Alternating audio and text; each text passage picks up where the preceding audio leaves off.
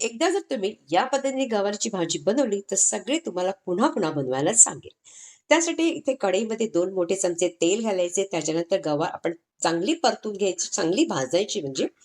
मिक्सरच्या भांड्यात आपण लसणाच्या पाकळ्या, हिरवी मिरची, त्याचबरोबर घालायचं 1 चमचा जिरं, 1 चमचा शेंगदाणे, 1 चमचा सुकं खोबरं वाटून घ्यायचंय.